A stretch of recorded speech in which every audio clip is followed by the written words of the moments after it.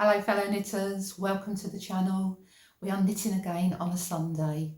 It's the end of a week and I'm again winding down and relaxing with some knitting and getting some good knitting time in. I hope you're all well. If you are new, welcome to the channel. It's great to have you here, and a very big thank you to those of you that do watch on a regular basis.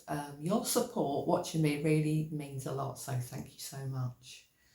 All right, so I thought I would do is kick off today just talking about the knitting I've been doing in the week. We'll have a little bit of downtime to do a bit of knitting together. And then I'm just going to, I've got a bit of footage and some photos of my very short trip to Copenhagen. I got round 3 yarn stores, which I realise might not be so much. However, got there on a Friday night and I didn't realise the yarn shops are only open from 11 until 3 on a Saturday. So it was a bit of a dash to get round them. But the ones I went to, I think you will agree, are very, very good. And I'm going to show you all of the footage inside. All right, so first up, I'm going to just show you my progress on the Springerle. There's not too much to see, although I have managed to get a good amount done. I've got about 6 inches under the armhole now, so the body's coming along. But I'm really doing that as and when I need a bit of mindless stockinette. I'm picking that one up, excuse me, and doing that. Now, last week I was talking about the Ankers Summer Shirt, and I cast on in a yarn I'd picked up from a yarn show, Eden Cottage Yarns. It was a really beautiful yarn. It was so soft, but what I realised was it was fingering weight, so it's my mistake. I thought I was buying a DK and I was buying a fingering weight. It'd been at the end of a very long day on that one, so I'm going to let myself off.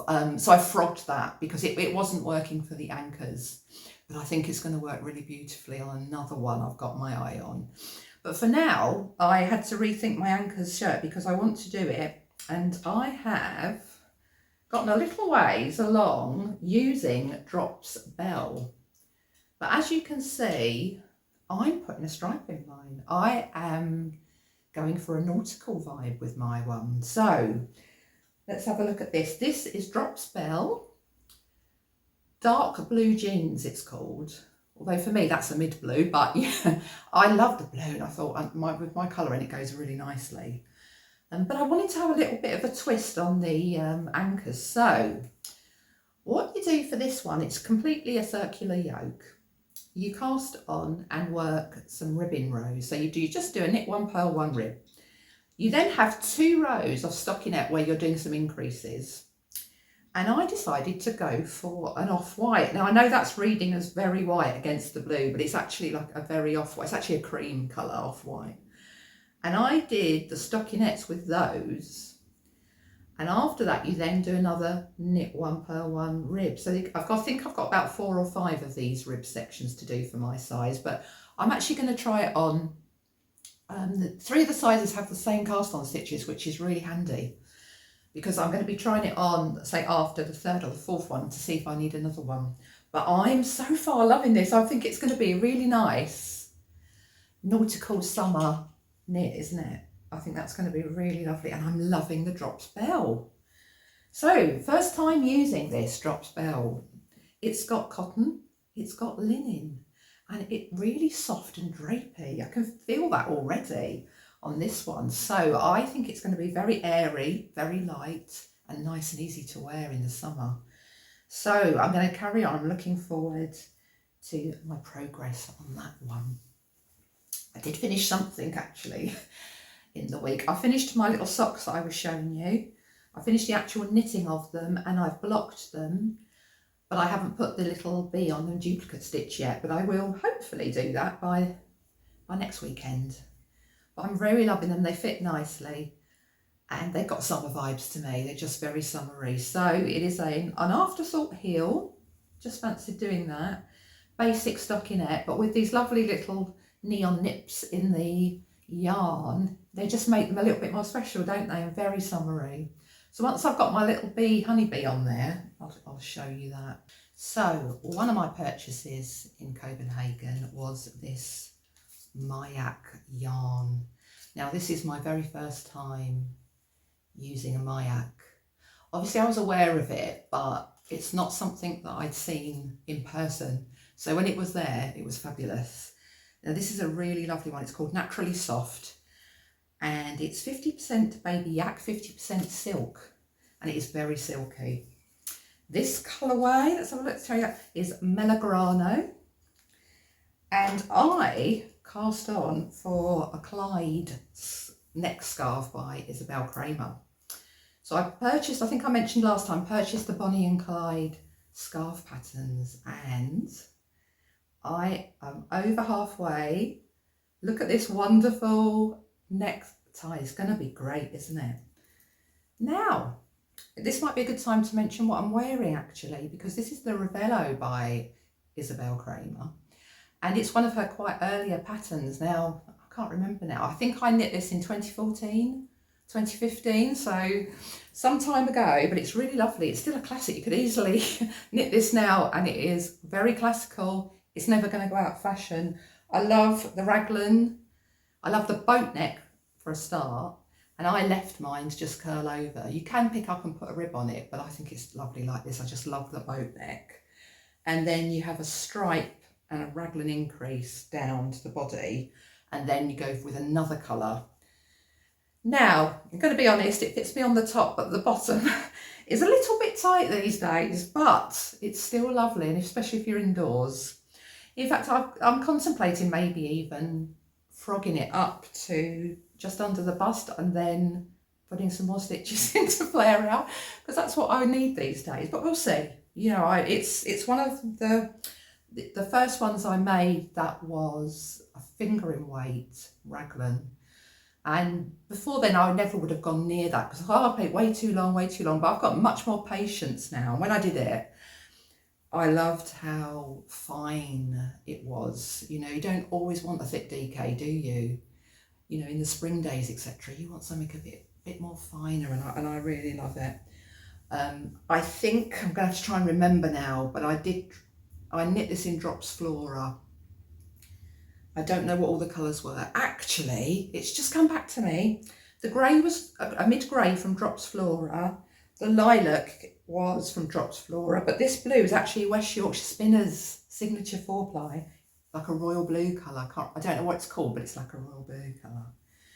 So anyway, I got this out of my cupboard, dug it out because knitting the Isabel Kramer necktie reminded me of it. And I thought, how nice is this going to be? All about the stripes, isn't it, when I've got the necktie done? So yeah, can't wait for this. And of course, there's also Bonnie. I'll put a picture on the screen now of the two neck scarves that you get. They are obviously not winter type neck scarves, although they could be. For the autumn, I'm going to wear them. For the spring, I'm going to wear them. And even on those chilly summer days. So that's the midpoint. As you can see, you increase along one edge and you put these lovely stripes in. Get to your midpoint, and now I'm on the decrease down to the other end. And this would be really good. I've got quite a lot of scraps. I'm sure you've all got quite a lot of scraps. I've got quite a lot of lovely fingering weight scraps. So I'm thinking you could easily make a nice scrappy one. Because the pattern, the increases and decreases are every 4 rows. So you could have 4, 4, 4, you know, you could have your green, your red, your whatever, ones that go together, obviously. And then if you wanted to as well, you don't have to stop here after 9. This is the centre one, which is the 9th bar of stripes. You don't have to stop there. You could keep going with the pattern, make it larger if you want, and then start decreasing. So yeah, I'm loving that. It's coming along. It's nice to have a nice fast knit sometimes, isn't it? And I think I need some more accessories actually in the form of scarves. So I do have quite a few hats, but you can't have enough hats, can you? You just can't have enough hats. So yeah, it's a very soft, and it is very silky. And I thought, oh, is this very silky? And then I looked at the composition and realised it was 50% silk. It's really beautiful. I'm enjoying knitting it, and I think I'm going to really enjoy wearing that. So that's the 4 projects I've got on my needles at the moment. But for that Eden Cottage Yarns, I have another Isabel Kramer in mind. I started looking at her patterns this week just because of my reminding of it, and I came across this one. So I can't remember the name of it, but I'm going to put it on the screen for you. I just think it's a lovely, it's fingering weight, so it's going to go really wonderful with that yarn, the Eden Cottage yarns that I used last week. So I'll show you that once I've cast it on and we've got going. But what I would like to do is more progress on my other two tops that I'm doing, get a bit more progress done before I cast that on. But that one's going to be lovely for the summer. I love the way it just, it's no real sleeve, it just falls down. It's just a beautiful shape. And I think that shape would suit everybody actually. Okay, so shall we all wind down? It's Sunday. Let's have a little bit of knitting together.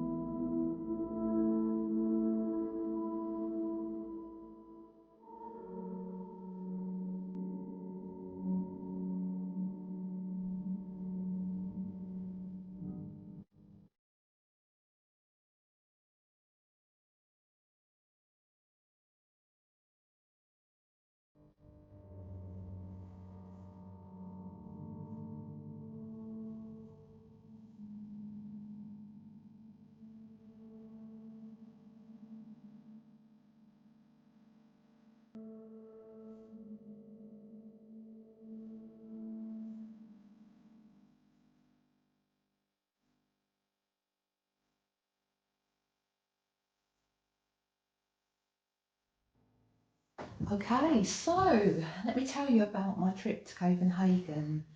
As I mentioned, I flew out on a Friday, got there in the evening. So obviously shops were closed in the evening. Had a lovely meal there with my friend. And then the next day, I was hoping to visit about 5 yarn shops. However, what I hadn't done, I hadn't researched into the times that they open. I just assumed they'd be open all day on the Saturday and maybe even on the Sunday, but no. That isn't how it works in Copenhagen. So if you're going, just make sure you know that. They open about, some were opening at 10, but 11 on a Saturday, and they close 2 or 3 p.m. So it's a part day, and they are not open at all on the Sunday. I was flying back Monday morning.